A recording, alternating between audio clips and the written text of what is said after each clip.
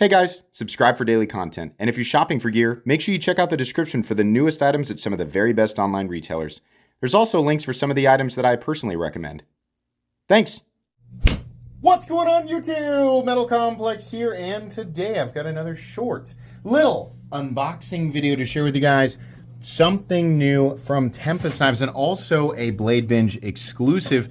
And I believe this is one of the ones that's on the less expensive as far as the exclusives go. This one is actually got a pretty reasonable price tag on it. So I think many of you will be really happy to check it out. I'll have this linked down below in the description. It does, of course, help my channel when you use those links, but that's entirely up to you. Thanks to Blade Binge and Tempest Knives for sending this in. Thanks to my patrons for supporting me. Make sure your notifications are turned on for the Metal Complex YouTube channel. So, what do we have here? This is I got this mixed up with another knife on another unboxing. Some people for some reason thought I did on purpose. It was a total accident.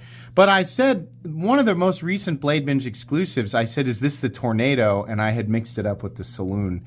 I don't know how. I don't know how that had happened. Probably I mixed up the DMs coming in from Blade Binge. So this is the Tempest Knives Tornado. Got a cool Tornado sticker, which actually fits very well with just the fact that I live in Kansas. Those things they hang around quite a bit. Thank you. We stand behind our products. See full warranty. Of course, this is Casey Spyron, and it's got all of his information right here. What's up, Casey? A regular on this channel and a regular on the live streams. So, the Tornado. Let's get this guy out. I have been a big fan of most of the Tempest knives designs. Most of them. Especially the ones here recently. They've all been a very good compact EDC size. I'm going to go ahead and pull that out of there because I might immediately start carrying this. It's stuck to there we go, the thing under the pocket clip. So we have, of course, the dark mode carbon fiber, which I've said many times is my favorite aesthetic of carbon fiber outside of really wild, like lightning strike or whatever. But your Tiffany blue or Brittany blue or whatever they call this, that is a very good looking carbon fiber, and we've got some nice little milling lines in there. We have, of course, Casey's signature pivot there. We have a little lanyard hole in the back. Looks like we have a filler tab right there, which actually is hidden very well, looking like one of these chunkier zones in the carbon fiber. At first, I didn't even realize that it was a filler tab, so that's nice. The pocket clip looks like it would be stiff. It is not. I would call this medium tension. That's nice because he managed to make the clip less than 50% the length of the handle, which is not a measurement that a lot of people go by. But it is one that I go by because typically it results in, in a standard hammer grip, it makes it to where, depending on the shape of the pocket clip, it is far less of an ergonomic hotspot. Though sometimes it does not work that way at all. But I don't like pocket clips that are like, especially on smaller knives that are like way up here. So, nice move there with one screw right here. And then you have this, I think ultimately the idea here is instead of, because you can see how there's an open hole right there and it goes all the way down and screws into that sort of base plate. A lot of times you have the material that the screw goes into is like all the way back to here. And then you would have two screws, like the heads of them would be here on the surface of the pocket clip. And that makes the depth that it carries slightly lower. But because he did it this way, the carry depth is right here, which is nice. It's just a little tiny bit, but that's nice. All right, let's get the blade out. Do I want to reverse flick it or I think I want to flip it. Yeah, that feels good. Nice little clip point blade here. I'm going to move this so the camera can focus. Dark wash, probably PVD, right? Very, very thin behind the edge. Hold on. Let me slice a piece of paper here for you guys real quick. Get rid of that little contact lens. Okay. Super duper thin, unbelievably thin. Behind the edge, very cool. I mean, I've definitely handled knives with thinner edge, but an obvious attempt was made to make sure that the edge, that it was incredibly thin behind the edge. There's your plunge grind, also looking very good. Bevels on each side also look very, very even. Where is your stop pin? Is it completely internal? Yes, it is. So, stop pin is completely internal, so there is no contact right here, and that means the life of the edge is however long you can continue to sharpen it, right? Back to here, I guess.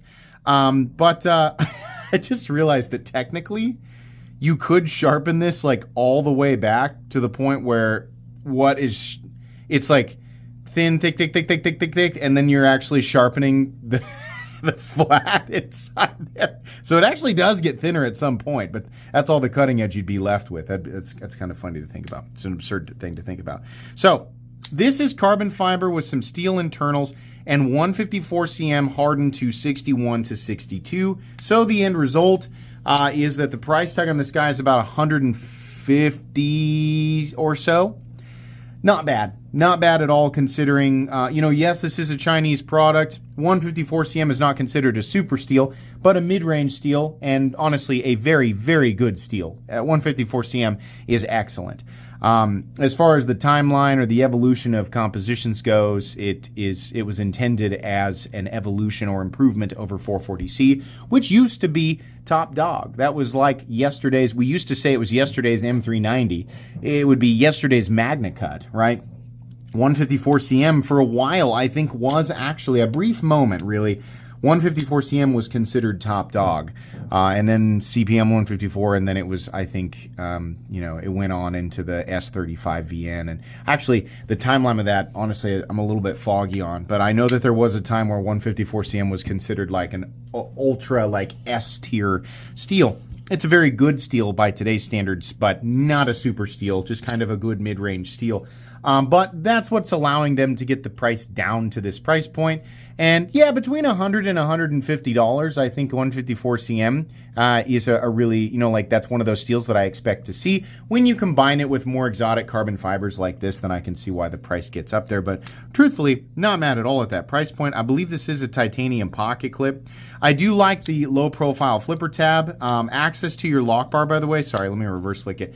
You can easily reverse flick it. I like to, where I was comfortable just now was almost like way down low. Access to your lock bar is plentiful, so that's good, and the pivot action is nice and smooth.